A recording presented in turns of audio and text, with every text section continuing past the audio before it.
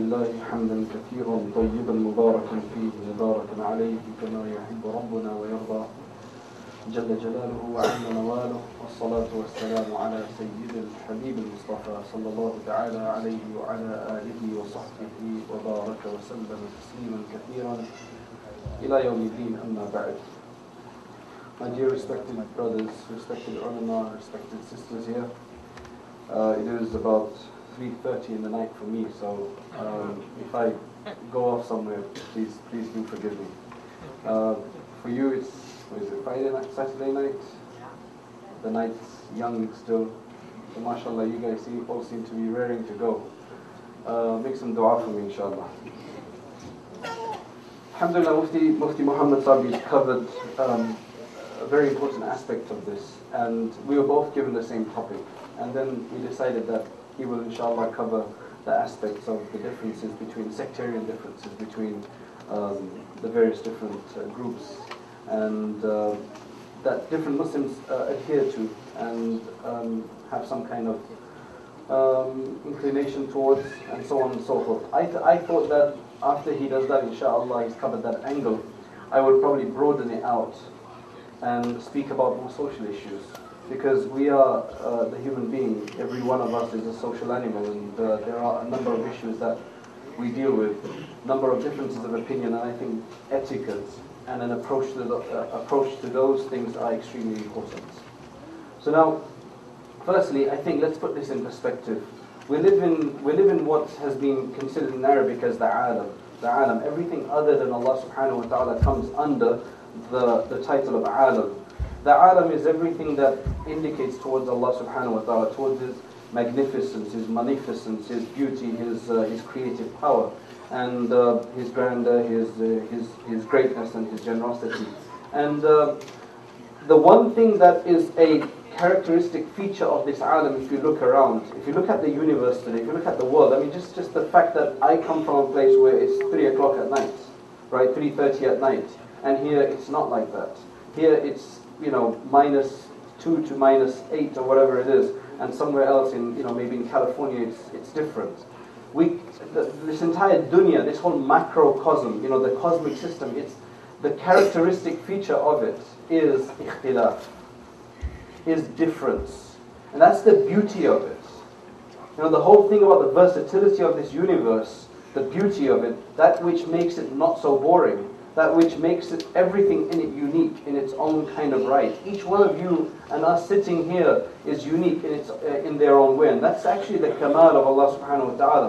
That's the complete perfection of Allah subhanahu wa ta'ala, that He's able to create all of these billions of just human beings, every single one of them different with a unique feature. And that's what it is. And I think we need to really realize that ikhtilaf should not be this ikhtilaf, this difference, right? This we can actually turn it around in a more positive sense and call it like a positive feature of uniqueness in each individual. I think we need to realize that that's something that we need to celebrate.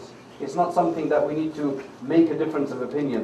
And that is why until, for example, just to carry on that topic, although I don't want to speak about that topic, but just when you don't think it's a difference of opinion, when you don't think it's a problem to have 4 madhabs, then it's not a problem. But if you think it is, then it is a problem.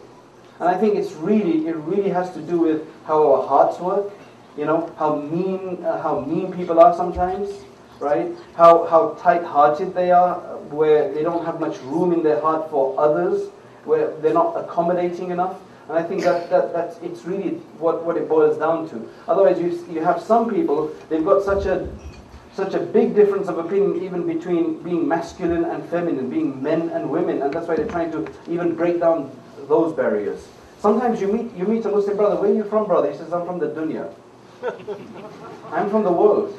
See, he refused. There's one individual I spoke to, he refused to say he was from Kashmir. Not because he doesn't like Kashmir, but he's got this idea in his mind that when you relate yourself and attribute yourself to a certain area, then that means you're doing something un-Islamic. And that goes completely against the Quran. Allah subhanahu wa ta'ala says that we created you, right? شُعُوبًا وَقَبَائِلَ لِتَعَارَفُوا, Surah Al-Hujurat, that we created you in various different tribes. from different backgrounds, native backgrounds, so that you could recognize each other. Now you know that if somebody, for example, from a place where they don't eat hot food, right? If they come to your house and you eat hot food in your house and you give them hot food, I'm telling you, they're going to go right in the face.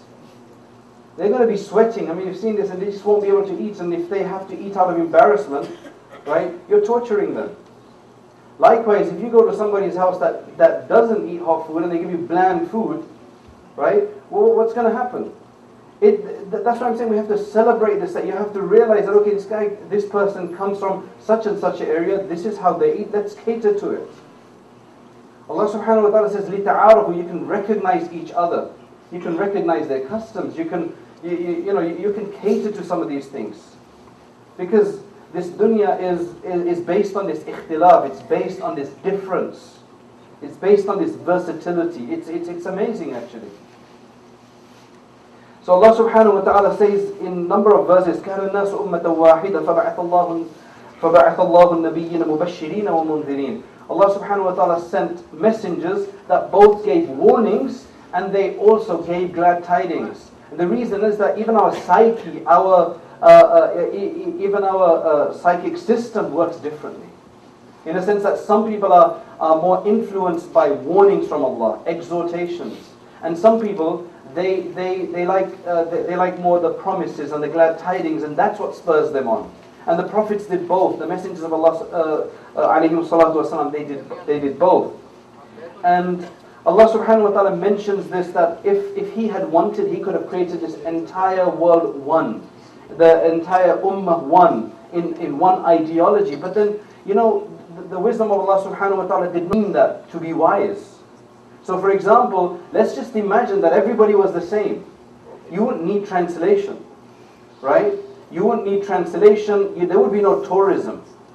Because every place would be the same, just like you go to America, except a few cities, every place is the same. You go in and there's a Wendy's and there's a Days Inn and there's this and there's that. And it's like, where do you go in America? Like seriously, when I was there, where do you go that's going to be different? Except the natural places, but every city is just like the same cookie cutter kind of different. I mean, London's a bit better, man. Anyway. But imagine it, that if everything was the same, I mean, what would be coming off a plant or something like that? It's just not the way it is. And that's the macrocosm, that's what we are. We're microcosmic individuals that live in that. So we have to realize that people are going to be different. Two brothers are different. Three sons of the same mother and father are different. But they have to get along. That's what the issue is. Now, in terms of, if we just move along because we don't have much time, there are primarily three different reasons for why people have differences of opinion. Why people are stubborn about their opinion. Why they're not able to accept somebody else's opinion. And first and foremost, I think it has really to do with incomplete or shallow knowledge. It's just a limited amount of knowledge. I mean, you have the strangest examples under this category. For example, once some scholar, and they all say, the Prophet ﷺ said, and this is a weak hadith, in this weak hadith, the Prophet ﷺ said, the scholar must have said it this way. Person stood up and he said that the Prophet ﷺ cannot say a weak hadith. My Prophet doesn't say weak hadith. I mean, he didn't say the Prophet ﷺ said a weak hadith. Because the person has no idea about ulum al-hadith, and that we can say the Prophet ﷺ said this, but it's a weak hadith according to our transmission. If somebody has no idea about that, they're going to get up to, maybe, if that's enough, please, it scares me, I'm a bit camera shy. No offense, brother. So, the person just has no idea. So he's like, La hawla wa la, that's blasphemy. How can you say the Prophet ﷺ said a weak hadith? My Prophet was not weak. Now you can understand that this person is emotional. We celebrate his emotion. But it's misplaced, it's wrong, it's ignorant. And that's what the problem is.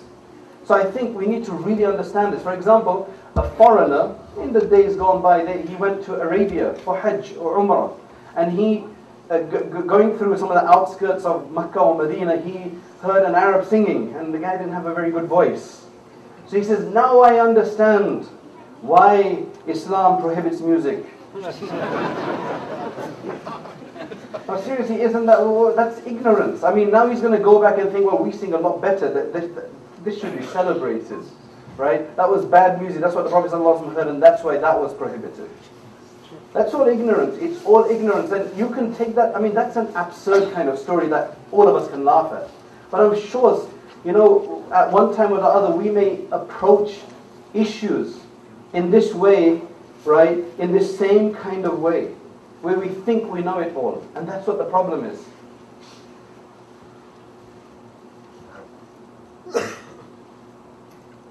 I mean, there's numerous examples about shallow knowledge. I mean, the Prophet ﷺ, Allah subhanahu wa ta'ala says in the Quran, فَاسْأَلُوا أَهْلَ الذِّكْرِ إِن كُنتُمْ لَا تَعْلَمُونَ. If you don't know, just ask the people of remembrance, just ask the people of knowledge.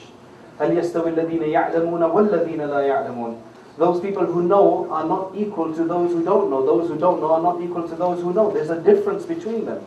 And there's a massive difference. It's a very important difference. Knowledge is extremely important. That's why whatever preconceived ideas we have, especially if you haven't studied the deen for 10, 15 years, if you have a question about your deen, or if you have a confusion about what somebody said, we need to consult. We need to consult. Consult a few different scholars if you have to, just so that you can get a rounded understanding of that. Then maybe you have an authority to speak to a certain degree. Otherwise, if it's just basically through your preconceived ideas or what you've been brought up with, that's highly problematic. Because the majority of Muslims today have not had a formal Islamic education. A formal Islamic advanced education. The most that majority of our education, the limit that our Islamic education has gone to, is nowhere close to the kind of secular education that the majority of us have studied. Think about it.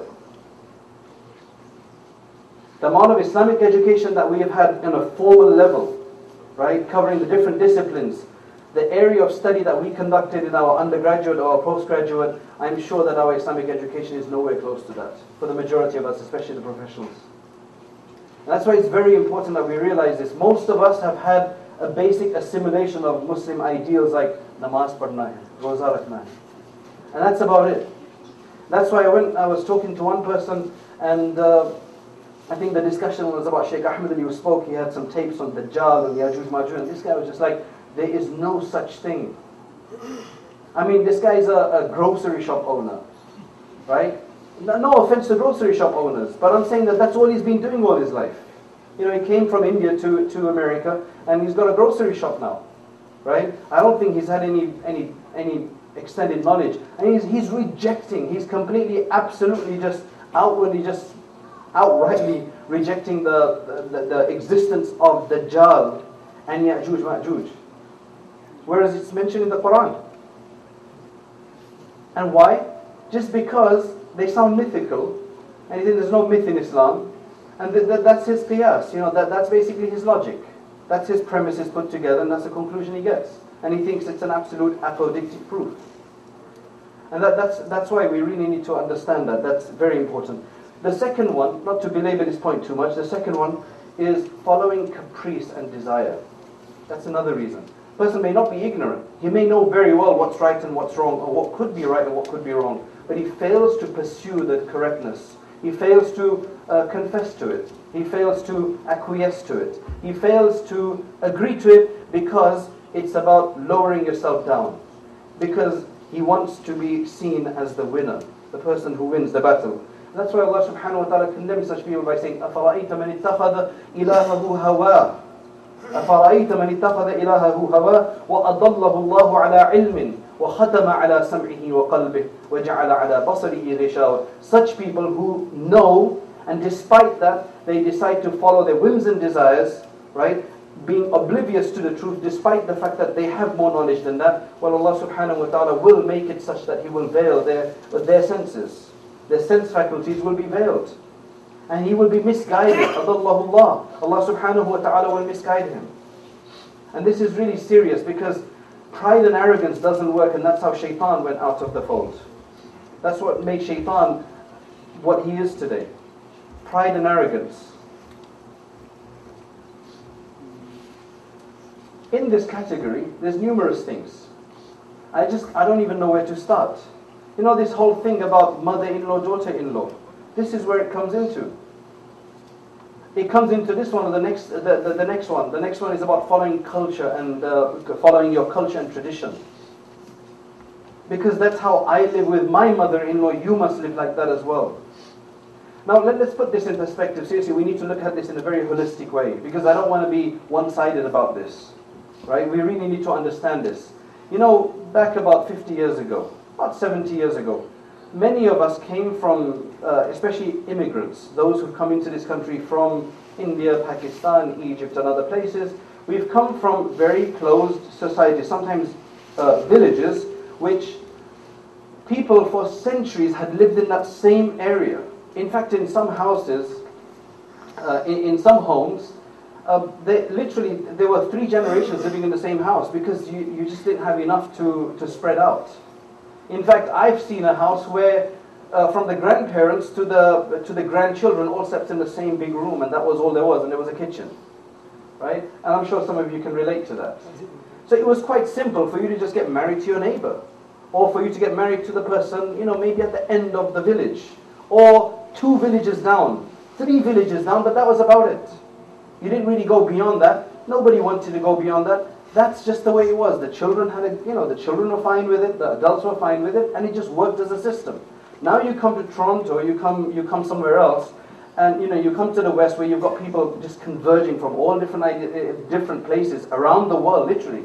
I mean, just right now, if we count the villages that are the towns and the cities of the various different countries around the world that we represent here as just this group tonight, right? I'm sure we can easily pick up 30 different groups, right? Minimum 30 different groups, each with their own different background, different ideas, different foods, different customs, culture, etc., so on and so forth. Now you expect to do the same thing. I went into, with my family, we went into a family that I'd known for a while, and literally on the wall, now we know that they've got a 12-year-old son. They've got a 12-year-old son, but they had a girl's picture on the wall in the kitchen that was of a girl that we'd never seen in the family. So we asked, who is this? They said that this is actually our son's future wife. She's in Pakistan. I mean, the poor guy probably doesn't even know, or maybe they're grooming him for that. But there's this thing that you have to be married to such and such a person. Another thing I said, it was a good system back home. It was a good system. Does it work here? It will for some people, but it won't for others. And if it's not working in your house, then don't force it, because it's going to cause great disagreement, great problem, and that's going to be in the family. It's not even with another madhab here. It's within the same family. We need to put it in perspective. I think this is where ignorance comes in. Adherence to culture, blind following of such a thing. Right? We really need to realize that. If we want our children to get married to a particular person or a particular family member, we need to be preparing that from before. We need to be speaking to them. We need to get them on that idea. You can't spring it up on them.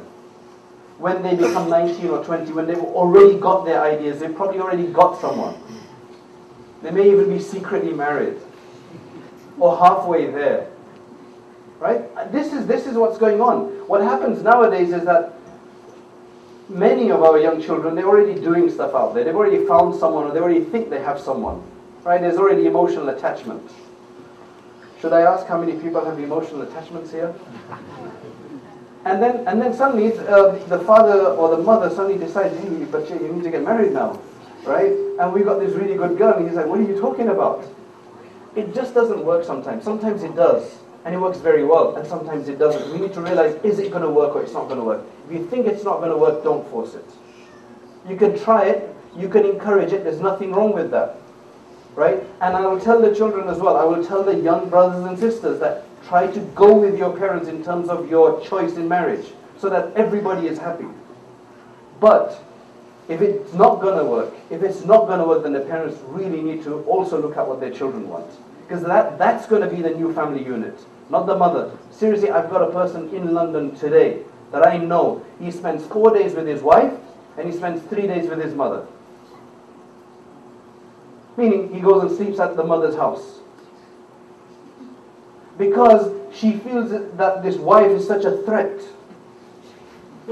There's such an ikhtilaf that the only way to compromise, he'd either have to divorce his wife. He's got 2 kids. He'd either have to divorce his wife, right, and go back to living with his mother, and she'd be telling him, get married, get married. So it's like she wants him married, but then she doesn't want him married.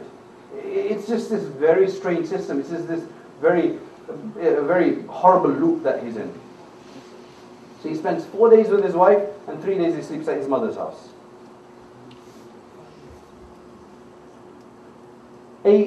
One woman said, and this is an educated woman, this is an alima. I mean, her thing was that I did not want to get married to somebody in India. She's from her parents are from India. She's born in England. She said, I did not want to get married to somebody from India, and the reason why I didn't want to do that is because I wouldn't be able to respect him. Why? Because I could speak English properly, and he would not be able to do so. As a wife, I need to be able to honor and dignify my husband. And if I felt that he was lower than me in that regard, because I knew the way this country worked, then I wouldn't be able to respect him. And she was honest about it. I think that's a fair point at the end of the day. Because at the end of the day, you can't help those feelings. You can try your best, but you can't help those feelings. And I think as parents, we need to start realizing that. Otherwise, these ikhtilafs, they destroy our community. These differences of opinion destroy our communities. That's why if we want it in a particular way, we need to prepare for that. We need to get our children on board from before and convince them. Give them some slack as well. Then it may work out. But if it just suddenly happens all of a sudden, and then suddenly our children want to do something else, it's just a massive ikhtilaf. There's cases, again, in Islam, the wife is entitled to a separate place of her own. What I mean by a separate place is that if the person is of medium earning and medium standing, the wife is entitled to an apartment, which means at least a room and a kitchen that's independent from anyone else. So it's a place where it's self-contained, even if it's a studio flat, right? That's the minimum that she is actually entitled to. So she can't be forced to stay in a house with the parents. If a woman chooses to stay with the in-laws, she is doing a great service, she's doing a great khidmah, and she is being immensely rewarded if she's doing it with sincerity. It's a massive undertaking. Believe me, it's a massive undertaking, and there's a great source of reward for it. Some people can do it, some people cannot. Right? The best way to deal with this issue is that if you are parents who want something like that, then that should be your condition in marriage. It shouldn't be that you tell them, oh, it's all going to be rosy and all the rest of it, and then when you bring them, then you force them to stay together. That's not going to work. That's deception. If that's your priority, you need to make that clear. And don't think it doesn't work. It still works. I know people recently who got married, the woman is not even from any kind of religious background. Like, she's not even very pious, didn't even cover her hair before, for example. Right? If that's one way of looking at it. And she was prepared to make khidmah of the parents. She came into the house, she's making khidmah of the parents. It happens. There are good people out there that can do it, that are willing to do it. But we can't force everybody to do it because it's not a requirement. The husband, wife are a separate unit. In fact, on the Day of Judgment, everybody is going to be an individual. In this world, we still have familial ties. But we need to realize that the children, when they get married, they become a separate unit, a semi-autonomous unit. And they have to stand on their own feet. The khidmah has to stay.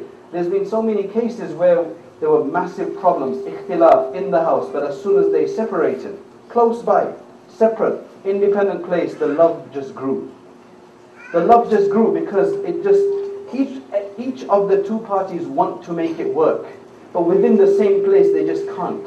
There's just too much going on. They just can't do it. And one needs to realize that.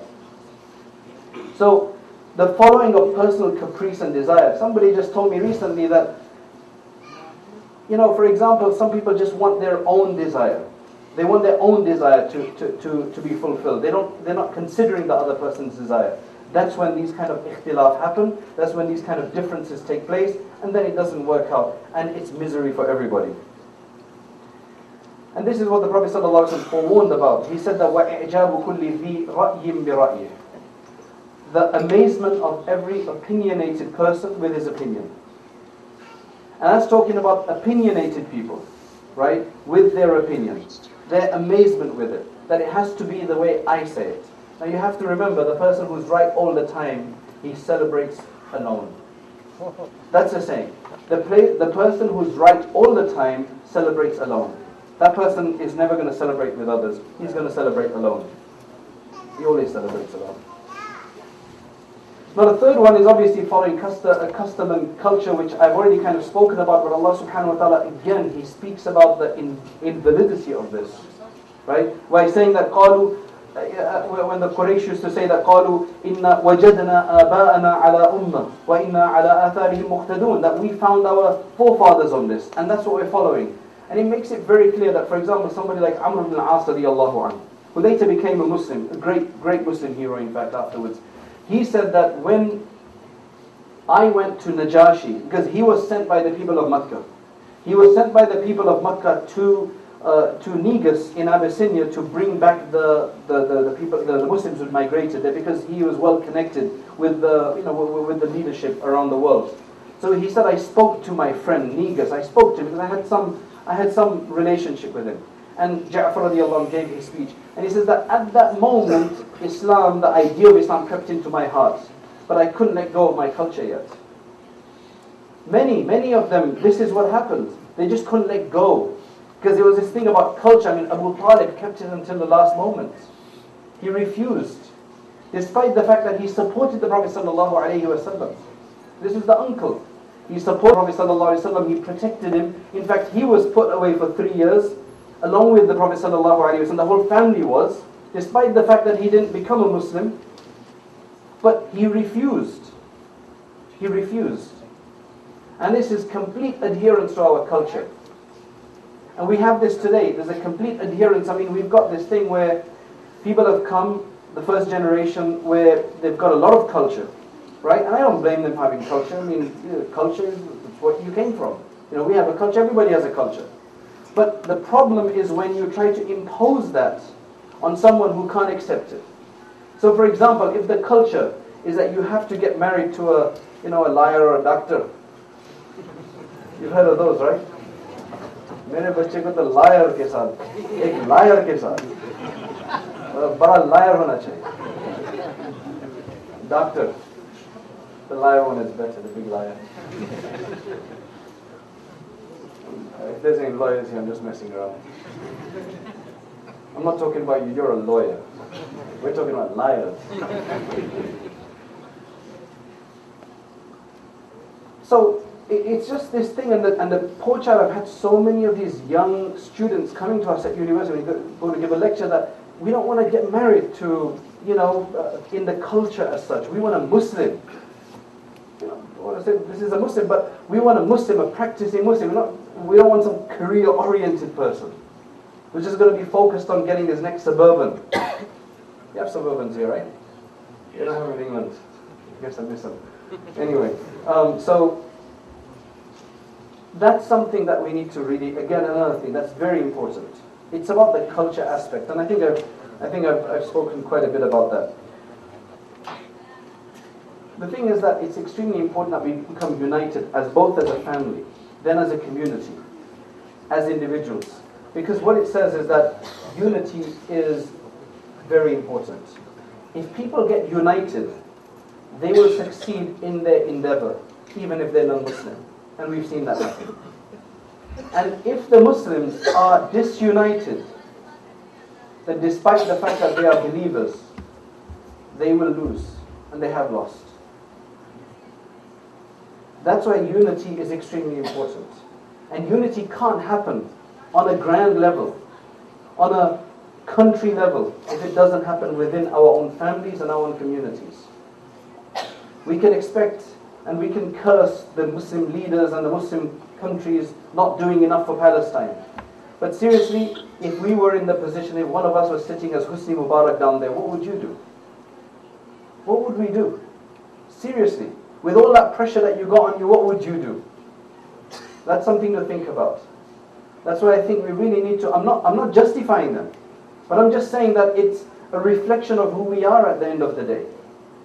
Right? How willing are we to stand up for the truth and to do things in the proper way according to the Sunnah? In our own small lives, where there's not much pressure, except a bit of culture. You know, the big uncle might say something. You know, for example, I proposed for somebody to someone else. They're both Gujaratis, right? But one is from a certain caste and another one is from a certain caste. And I proposed to the father, I said, look, there's this really nice boy for your daughter. He said, look, I don't mind, but the big uncle, my big brother, they're going to start talking. And that's bad enough. The guy was a nice qari, the guy reads wonderful. But that's not good enough because the talking is too much. Who's to blame, the father or the uncles? I don't know. Somebody's to blame. At the end of the day, that's what it is. It's just this pressure. Deen is extremely important. Deen is extremely important. And as I said, the best way is to actually, if we go back to that marriage, the whole marriage issue, is to actually make a mutual decision. A consultation. Each person give a bit here and there. Nobody be too stubborn. And we try to meet somewhere in the middle and everybody is happy. That's the way to do these things. Always when we approach an issue, let's look at the way to deal with an issue. If we know that the person is not going to listen, for example, if somebody is even doing something absolutely wrong and we know that if they're not going to listen, for example, you've got a brother or sister, you've become all pious suddenly, right? You've extended your beard, you started wearing a hijab, niqab, whatever it is, and your brother or sister doesn't do that. If you start to give them nasiha day in and day out and start condemning them and everything else, you're going to put up a wall in front of them.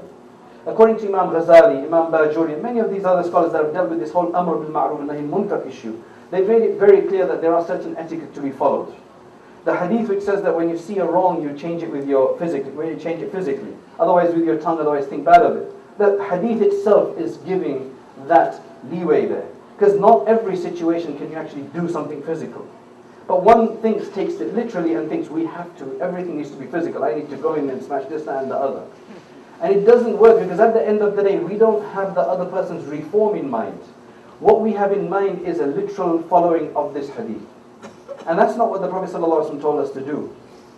He told us that reform is what's most important. For your brother to love for them what you love for yourself. There's a way about attaining that. Otherwise you'll put up a barrier. It's very important to realize that you can try it out once and try to give nasiha. You give it slowly, slowly. But if you give it every single day, they'll never want to come and see you again. They won't want to come in front of you because they know what you're going to say. So there's a way and a tact about in doing these things. The other thing is that, going back to something that Mufti Sahib said as well, which is that we need to make excuses for people. We need to make excuses for people. And I think we don't make enough excuses. We just take it at face value and then we just put a judgment on them. In fact, what happens is that if we've got a valid difference of opinion about a business issue, about a masjid running issue, within a committee, for example, the notorious Muslim masjid committees, right? And throughout, wherever you go, there's this constant thing. So you've got a difference of opinion with someone, or a mother, you're running a school or whatever it is, or a family. What shaitan wants you to do is, that's what shaitan wants as an impetus to create more discord. So what shaitan does is that he takes that issue and then he makes you get personal. So now you're looking for character assassination. You're looking for characteristics of that person that are weak, there's a defect. And then you'll bring those into the equation. They have nothing to do with the issue. You'll conflate the matter. And that is absolutely wrong, because what it is that even if you've got a valid difference of opinion, even between two fuqaha, you're not allowed to get personal. The hurma of a Muslim still stands there. The hurma is the person's honor. The honor of a Muslim, isn't that still there? Just because somebody holds a different madhab than yours, does that mean his honor goes down the drain? For example, a scholar was giving a talk about something, and some people in the crowd that followed different ideology, they didn't like what he was saying. So one got up and protested. Right? This wasn't the Israeli ambassador in UCI. This was a scholar that was talking about something, and somebody gets up and protests. The Shaykh, instead of responding, he sat down for a moment, immediately. And the whole crowd is just wondering what's going on. Then he stood up and he said, I just hope, brother, that your your ilm is better than your akhlaq. That your knowledge is better than your conduct. Because seriously, what are we doing here? You are destroying the person's hurma by doing this. Got a difference of opinion? Go and speak to them. Person is not talking about kufr that you have to get up and just talk and scream. People become zealous. People become overly zealous. And then they begin to break the hurma of somebody else. And this is what shaitan wants. They want it that you start with something and then you go into something else. And it's the only true pious people that realize the boundaries of these things. In fact, you know what some people do? I've even seen this happen. It was where this can happen in two different issues, because Allah subhanahu wa ta'ala says that وَإِذَا خَاطَبَهُمُ الْجَاهِلُونَ قَالُوا سَلَامًا. That when the ignorant people confront them, they say Assalamu alaikum, they say peace. They take that literally. And I've seen people where if they disagree with someone, the person tries to engage them, say Assalamu alaikum, brother. He says this in such a belittling way. He says in such a belittling way that, Assalamu alaikum, brother, you're ignorant. It's just the undertone is there. That's not what the Prophet ﷺ said. He said, come out of it in a peaceful... that's not what Allah subhanahu wa ta'ala means by that. I'm sure the idea is that, you come out with peace and don't just mock them and put them down and just carry on. That's not the way. It's about a peaceful exit. And likewise, I've seen this happen. I saw this in Ramadan, where, it says that if somebody comes and tries to argue with you in Ramadan, you say, brother, I'm fasting. Right? And we're fasting. You should say, brother, we're fasting now. We shouldn't talk about it. We'll talk about it later. That's the way to do it. Brother, I'm fasting right now. I can't argue with you. It's just not the way to do these things.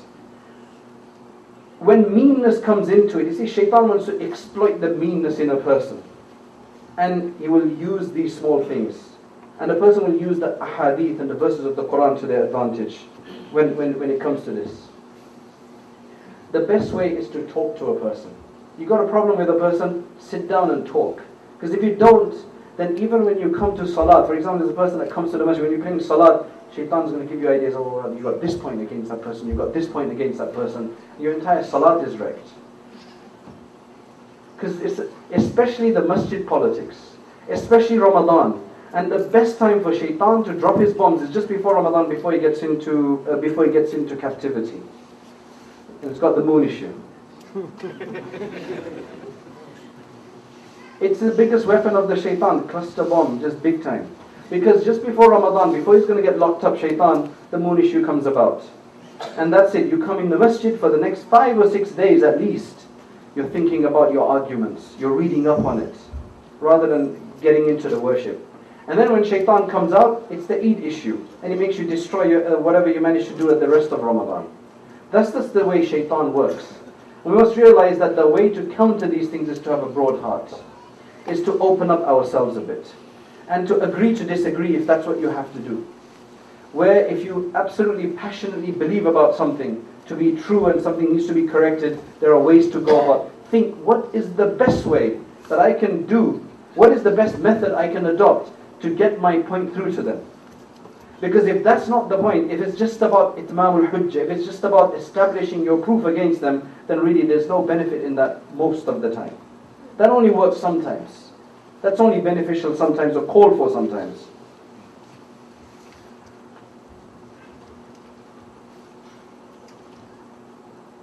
If you find that you're a person who finds faults in people all the time and you're never satisfied with anybody, then you've got a problem. There's some people that's just like that. With everybody they've got an issue. There's something or the other. The thing is that really, in all honesty, in all reality, each one of us has some defect. And if somebody went around, he'd be able to find 10 defects in me and 5 or 10 in everybody else. But that's not what we've been that's not what we've been told to look at. In fact, the Prophet ﷺ said that whoever veils a believer, then Allah subhanahu wa ta'ala will veil them in the Qiyamah, because it's a fact that we are weak individuals. But you want to create problem, you want to create ikhtilaf, and you go around and you point these points out, and they're nonsense, they're just foolish points, which just are not necessary. The openness of the heart. Let me give you one example that gives you an understanding of the openness of the heart. Salman Farsi radiallahu anhu. He's a Persian. He's coming to Makkah and he's coming to Medina Munawwara. This was after the Prophet ﷺ passed away, I think. He had a friend, Abu Darda radiallahu anhu. And he wanted to get married, and he found that there was a girl in a particular tribe, and he said to Abu Darda radiallahu anhu, look, I'm a foreigner, you're the person of the area, take me along, you're my friend, take me along and propose to this girl's family for me. So he said, okay, fine, with all honesty. He knew his friends, right? They knew each other. They went there, and Abu Darda radiallahu anhu said that you wait outside for a while, they don't know who you are, I'll go and speak to them, I'll lay the scene, and then I'll bring you in. Said, okay, fine. So he's outside. And then Abu Darda radiallahu anhu is inside, and Salman al-Farsi radiallahu anhu is waiting outside and waiting and waiting. And eventually he comes out. Eventually he comes out, and he says to him that, my brother, I went in there, I proposed for you, and they turned around, they said, you know what, we don't know him, he's from somewhere else. We know you, you're a good guy, you're a good person. Why don't you get married to her? So I thought, okay, fine, I'll get married to her.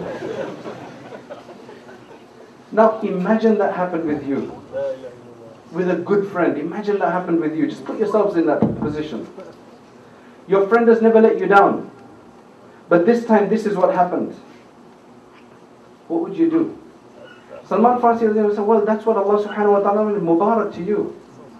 That's what Allah subhanahu wa ta'ala wanted. She was written for you. That's the open-heartedness we need. And if we've got that open-heartedness, and the meanness comes out of ourselves, then believe me, most of the disagreements that we have will be diminished. We won't have them anymore. We can focus on higher aspects. And that's what the problem is. Why is it that in the last 100 to 200 years is when we've been characterized with a downfall? Despite the fact that we've got people who consider to be reviving, people who consider to get everybody in the Sahih Aqidah as such. And before that, the Muslims were, mashallah, in great positions of elevation around the world. There's something wrong, isn't it? If you're creating discord in the community, it may be just locally, but eventually it will have its repercussions on a much higher level. And the whole Muslim Ummah suffers. I think we need to open up our hearts. And the other thing on an individual basis is a hadith that's related by Imam Bukhari in his Al-Adab al-Mufrad. He says, مَا تَوَادَّثْنَانِ فِي اللَّهِ فَيُفَرَّقْ بَيْنَهُمَا إِلَّا بِذَنْبٍ يُحْدِثُهُ أَحَدُهُمَا. That when two people have loved each other, for the sake of Allah, they've been good friends for the sake of Allah subhanahu wa ta'ala, and then suddenly they notice that there's discord between them, then it is because of a sin that one of them has committed. That's something that we need to look into. There's something else. There are valid places where sometimes we know when we're getting to a situation with certain people there's going to be an argument. What do you do about that? If you have to go to a meeting, right, or to meet someone where you think you're going to get into an argument, be prepared. Calm down. Number 2, there's a dua which is very powerful from the Prophet ﷺ. And I want, everybody can repeat it at least once with me, so you might be able to remember it. Allahumma inni a'udhu bika min ash-shiqaqi wan-nifaqi wa su'il akhlaqi. That means, oh Allah, I seek refuge in you from disputation, quarreling. Disputation, quarreling. And hypocrisy, nifaq, hypocrisy. Shiqaq, disputation and quarreling. Nifaq is hypocrisy. Wa su'il akhlaq, bad character. Because at the end of the day, all of this just goes back to bad character. Allahumma inni a'udhu bika min ash-shiqaqi wal-nifaqi wa su'il akhlaq. And then you'll be in a lot more control. And if you look at recent studies, what they've discovered, this is exactly what the Prophet ﷺ said. Subhanallah. When Abdullah ibn Mas'ud radiyallahu anhu, when Abu Dharr al-Ghifari radiyallahu anhu, he was once in the fields and somebody got him very angry. So he sat down in the mud. It was irrigation of agricultural land. He sat down in the mud and he was still angry, and he lay down there. And he was like, what are you doing? He said, this is what the Prophet ﷺ told me, that if I get angry, I should sit down. And if it doesn't subside, then I need to lie down. And recently what they found is that you're a lot more accepting of points. If you want to criticize somebody, make sure they're not standing up. Seriously, there's been a research that, you know why they make you sit and relax on a shrink's chair? There's a lot of research behind that. If you want to criticize somebody and they're standing up, they're less likely to accept that than if they're sitting down, than if they're lying down. So if you want to really get your point down to somebody, get them in that and give them a lot of fruit and, mashallah, let them lie down and then give it to them. They'll be a lot more accepting of that.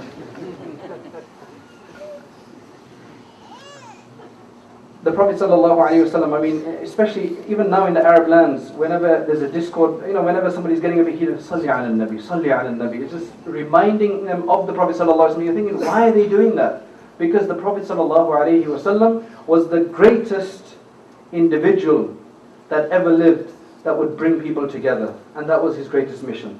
أَلَّفْتَ بَيْنَ قُلُوبِهِمْ. And that's why you remember the Prophet ﷺ, that this was his way. You're reminding both of them, calm down, relax, follow the sunnah, don't be mean, have good character, respect the hurma of the other person, respect the honor and the dignity of the other person.